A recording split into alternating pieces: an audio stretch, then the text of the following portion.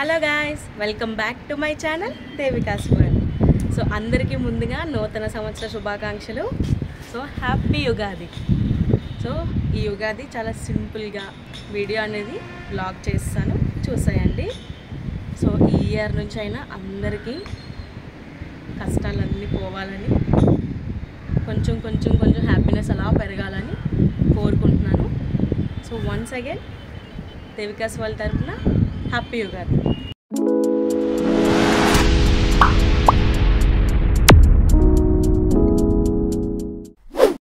Hello guys, so నేను ఇక్కడ పూజకి అంతా సిద్ధం చేసేస్తున్నాను. ఉగాది పచ్చడి నేనే చేస్తాను ఎవ్రీ ఇయర్. నాకు చాలా చాలా చాలా ఇష్టం ఈ ఫెస్టివల్ అన్నా పచ్చడి అన్నా. సో ఉగాది పచ్చడికి కావాల్సిన ఒక ప్లేట్లో పెట్టేసి రెడీ చేసేస్తున్నాను.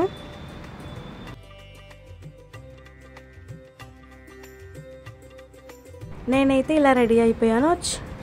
మనం ఎంత సింపుల్ డ్రెస్ వేసుకుందామన్నా మన అమ్మలు మాత్రం జిగిజిగేలు మెరిసే డ్రెస్లే వేయమంటారు.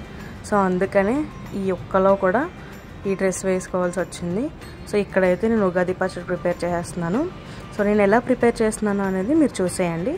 అండ్ ఈ వీడియో ఏంటి అంటే ఆల్రెడీ థంబ్నెయిల్ చూస్తారు కాబట్టి నా ఉగాది ఫెస్టివల్ నేను ఎలా సెలబ్రేట్ చేసుకున్నాను అనేది ఈ బ్లాగ్.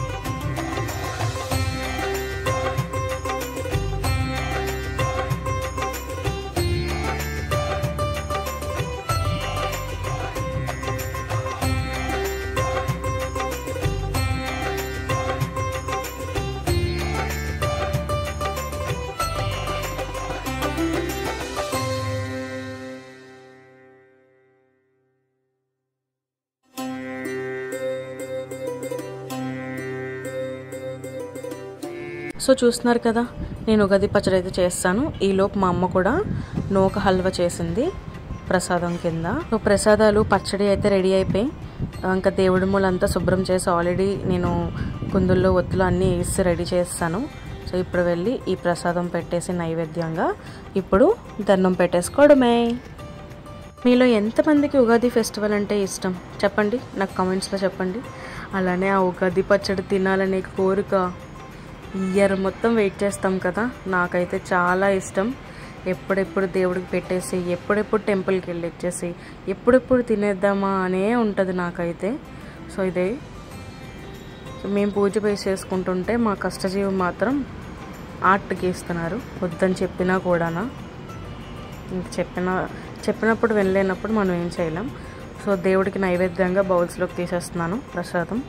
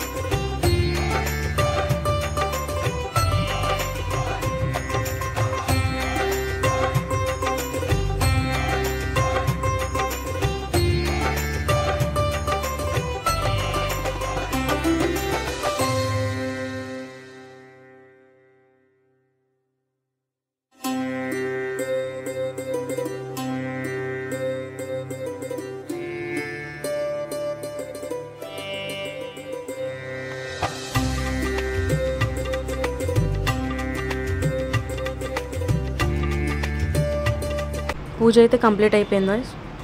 సో ఇది మా దేవుడి మూల, చాలా చిన్నది చిట్టిది. సో దేవుడి మూల కూడా పెట్టేసి ఆ తర్వాత తాతయ్య నానమ్మ దగ్గర కూడా ప్రసాదం పెట్టేసి అగరబత్తి వెలిగించేసింది అమ్మ. సో ఇప్పుడైతే మేము టెంపుల్కి వెళ్తున్నాం. మా దగ్గరలో శివాలయం టెంపుల్ ఉంది. సో ఆ శివాలయం టెంపుల్కి అమ్మ నేను వెళ్ళిపోతున్నాం. డాడీ ఎండలోనే రాలేరు కాబట్టి సో శివాలయంలో కూడా పూజ చేసుకొని